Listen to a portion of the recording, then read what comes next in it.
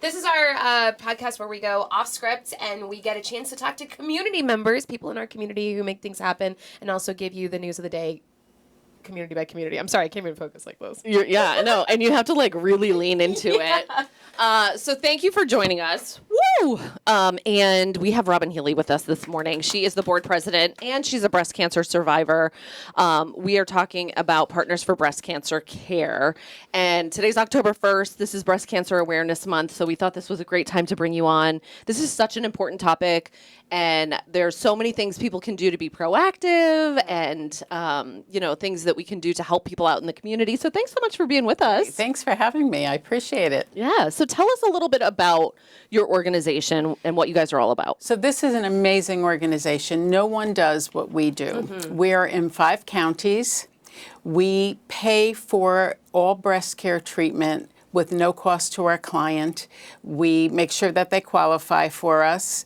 And we go up to 400% of the poverty level. So that means a family of 4 can make about $129,000 a year and still qualify for our services. Wow, that's amazing. It is amazing. It is. And so our goal, our mission is to get women to come out and have a free mammogram. Okay.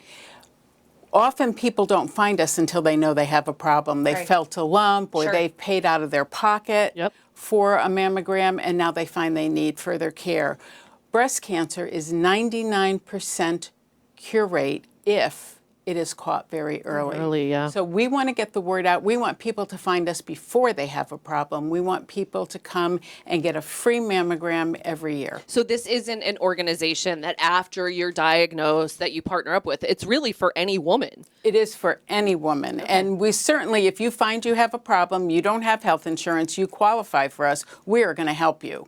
But we would have liked to have gotten to you a few years sooner and gotten you on that regular mammogram yearly. I feel like one of my first stories here at Fox 4 was Partners for Breast Cancer, and I got a chance to talk to a woman who said her journey would not have been the same if it wasn't for you guys stepping in, because financially, once she got diagnosed, she was like, I can't afford all of this treatment. And that's when you guys stepped in and made things like possible for people like her. And there's so many people, you talked about 129,000, but there's so many people where that sounds like a lot of money, but in today's economy, things are tight. And so a diagnosis or something changes the game completely, which is part of what makes what you guys do so important.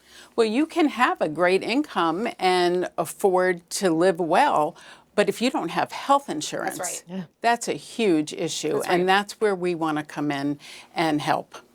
So you're a breast cancer survivor too. Tell me a little bit about that story. 10 years out.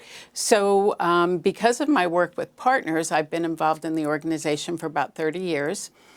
I knew the surgeons to go to. So really for me, it was very simple. Mine was caught extremely early because I went every year for a mammogram. And so what I want people to know is they have the exact same care that those with insurance have. There's no difference in our physicians, in the hospitals.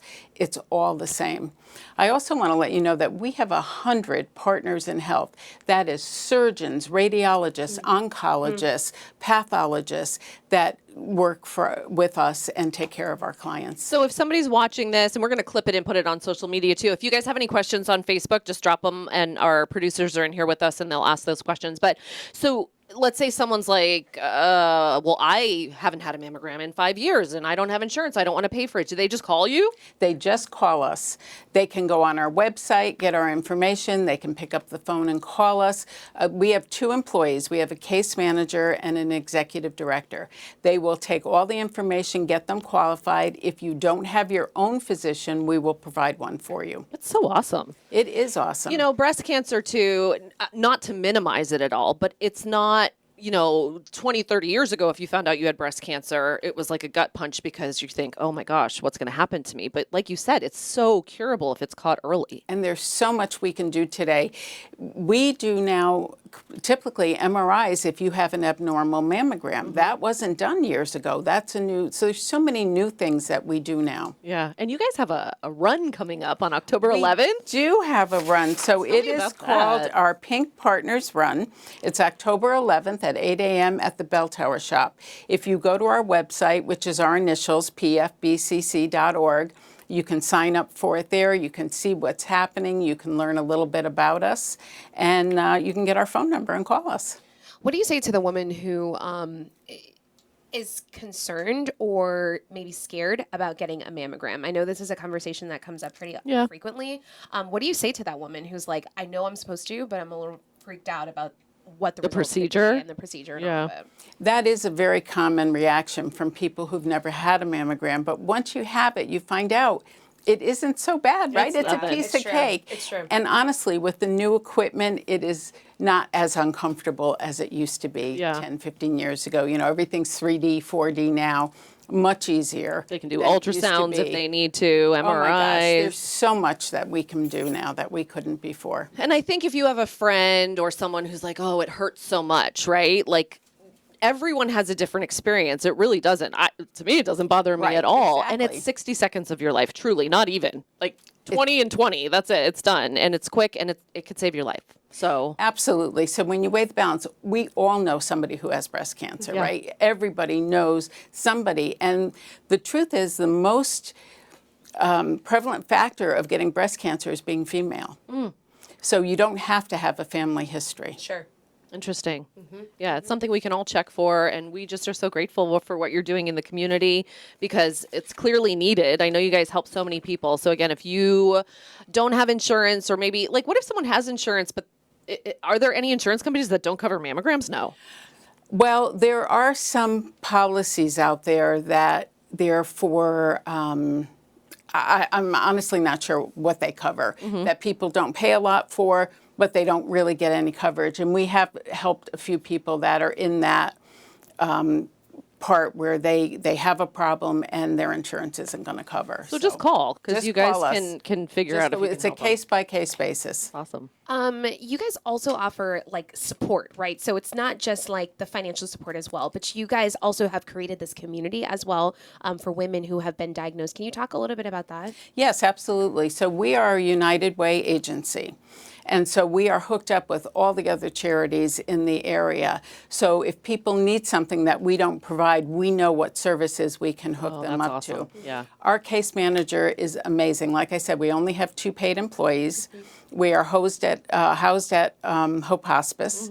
And our case manager is amazing. Jessica will take great care of you if you call us. She'll follow your care. She sets up all your appointments, and she's there to walk you step by step. And if you just need a shoulder to cry on, that's what they're there for. I love that. You're amazing. We so appreciate you coming in and sharing not only your story with us, but this beautiful thing that you guys are doing in our community. So the website is, again, just the letters. pfbcc.org. All right. And then you can find the phone number and all that on there. We'll make sure it's on our post as well. Thank you, Robin. Thank you so much. I appreciate it. Yeah. So Robin's going to leave us for a couple minutes while Shari and I talk about some of the things going on across Southwest Florida today. But we do have another mystery guest. We're going to be talking about something fun going on across Southwest Florida in just a couple minutes. Can I just shift over here for a second? You can. Wow. I No, did shower. I love being that close to you, but Super awkward. it's just so awkward. It is a little awkward. Okay. Let's talk about this. This is super cool. So, we have community correspondents in every community across Southwest Florida. Mahmoud Bennett covers Collier County for us in Naples. And he lives there. He works there. He covers it every day. He did the story on this really interesting, new, very unique, it's like boutique style assisted living. It's called Garden View. So they have 23 private suites. And These aren't just average private suites. they're integrated with AI. That's right. Okay. So I'm telling you, my dad and I were having this conversation the other night at dinner. more. He's like, in 5 years, you can't even wrap your head around what all the things AI is going to be doing in our lives. He's right. Look at what AI is now. There are AI music superstars. There's AI everything. It's crazy. Yeah. So see this light? This is a light in one of the suites. This light for, let's say I'm Sally and I'm living in this assisted living facility. Yeah. This light is programmed to track when I'm getting up and going to the fridge, if I'm eating, if I'm getting out of bed, if I fall, It can notify the healthcare workers there. I mean, obviously, if you're in an assisted living community, they're going to be checking on you. There is a certain level of care, but this can notify people of just like your patterns. Something's up. She didn't go to the refrigerator or the kitchen once in the past 24 or 48 hours. Like, why isn't she eating? Let's check on her. Is she drinking? Exactly. It's kind of fascinating. And it gives caretakers the opportunity to further multitask than they already do, right? So if you're with one particular assisted living what would you say? Like not patient, but the person that's living there, resident. Yeah. You know, they're able to track from their phones or their device how other people are doing in the community. And I think as someone who like caretaking is on the forefront of my life and my mind right now, Yeah. I think it is so almost like necessary. And I think we're going to see more and more of this as time goes on. Sure. It's like the back end, right? You know, when I had my kids, I was finding any tool that, you know, because I'm like the paranoid first parent, putting the thing under them to let me know if they stop breathing or putting the thing on their foot to tell me about the heartbeat. Yes, I was that crazy. The owl. The owl. Yes, I used the owl. Yeah. Because, you know, I was like, I need something to let me know they're okay. And that's essentially what this is doing. So this place is open in Naples, but they're expecting to get their first patients or first residents, I should say, in October or November. It just has to get state approval still. But man, I just think in another year or two, we're going to be talking about so many more things that are integrated with AI. I mean, like, we got to talk to our kids even. My son's 13. Going into high school next year. And we talk often like, what do you want to do? What do you want to do? What do you want to do?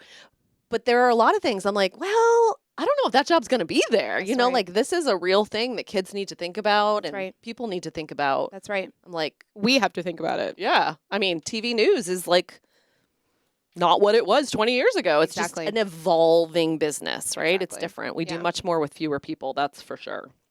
Let's go to Hendry County. Okay. All right. So our good friend, community correspondent Austin Shagaratsky keeps a very close eye on Hendry County. I loved at the beginning of the story, he was like, his neighbors called him because they know his stories. They know he's plugged into the community. They were like, what the heck is going on with these poles? So they're upright in this video that you see right here, but in a few frames right here, you're going to see how it's like on the ground. So neighbors were like, what in the world is up with these poles that had these cameras in front of the school zones, in front of some of these schools? Right. So these cameras were put in place in Hendry County outside the school zones to make sure people weren't speeding, right? To protect the kids, and the tickets would issue automatically. We have them in Cape Coral. We have them in parts of Collier County. They're kind of all over the place. Yep. Well, some of the parents were like, whoa, I see those are down. I liked those because you really do. Once those go in, you notice drastically how much slower the traffic is. Right. So anyway, Austin did a little digging because that's been his community for a long time.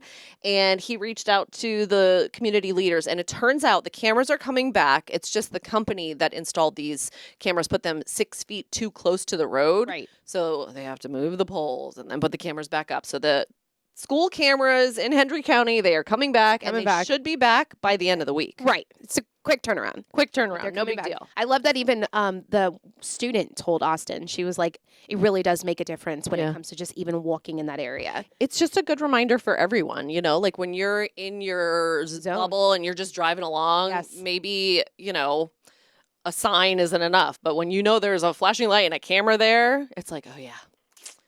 Let's keep the kids safe, but also it's just like a good reminder. Yep. Good reminder. Yep. Are you a Chipotle fan? I'm a Chipotle ever so often fan.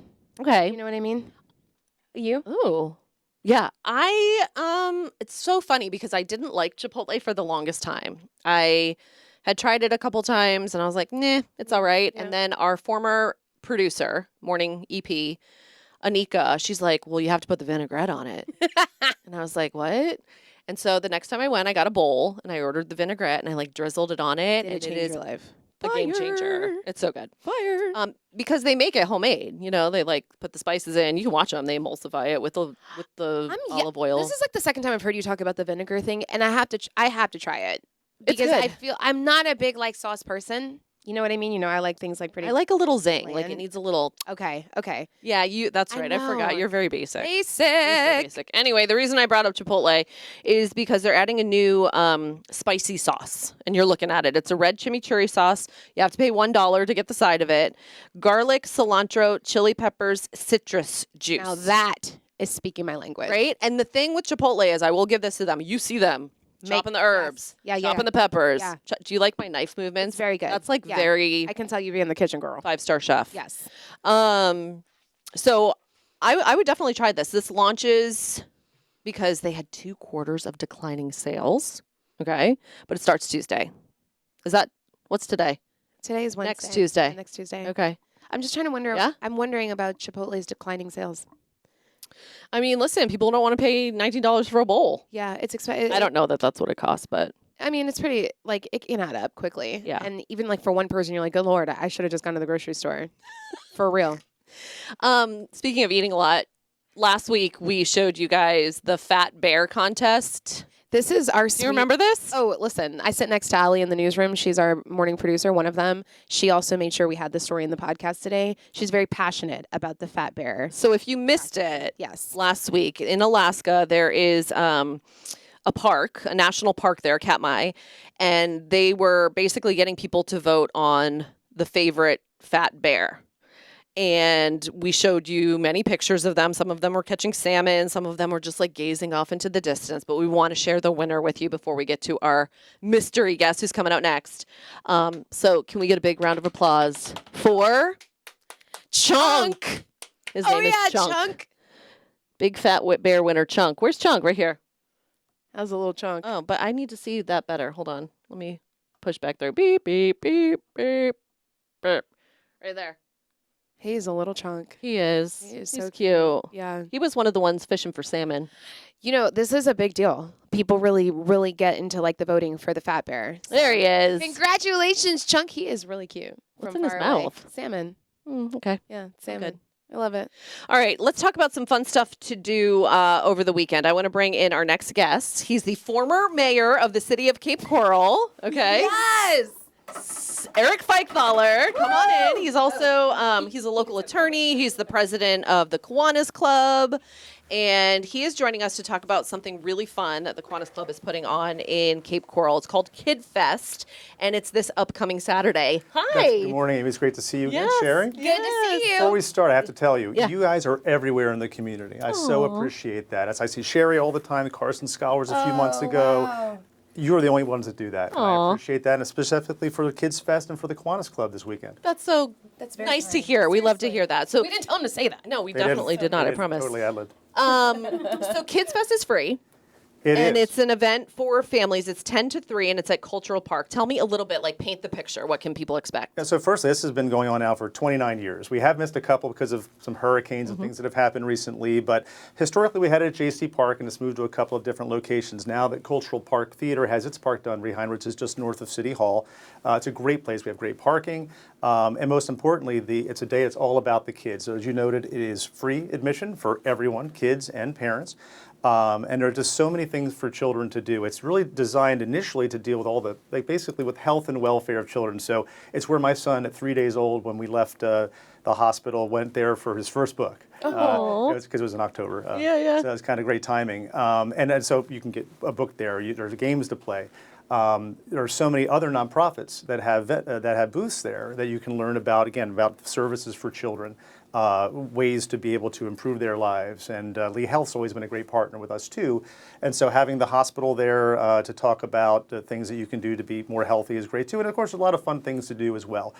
We have basically games and bounce houses, things like that. Who doesn't love that? Yeah, and then the most exciting thing that I think is important is free hot dog, chips, and water for all kids 12 and under. That's awesome. So it's going to be a really fun day, and I expect very, very good weather as well. Yeah. So glad you said that about the free hot dogs. When Yeah. you said the most important thing, I was going to say the free hot dogs, and you said it too. Yeah, I We're on think the we all same agree. page. And that, Yeah. again, we want to learn a lot. We want to have a lot of fun, but ultimately it's about getting free hot dogs. Yeah, and you want to bring the kids out. They can have lunch there. It's going to be an awesome time. Yeah. I want to talk for a second about the Kiwanis Club because you're the president, and you know, I think if you're involved in the community in any way, like you hear Kiwanis Club all the time, but I don't know if people really understand the depth of what you guys do. Yeah, thanks. I think a lot of people don't realize it. We've been around now as long as the city's been around, for 50 years. And so we are really a vital resource for a lot of, not only for children's children's issues, but also for the issues in general. So for instance, the Cape Coral Caring Center, which is our city's only food pantry that provides emergency food funding for people that are in need, we fund them as part of what we bring in every year. And we can do that through the thrift stores. So a lot of people know about our thrift stores. One's downtown on 47 Terrace, the other on Del Prado Boulevard, just south of Hancock and Pine Island Road, north of Hancock, south of Pine Island Road.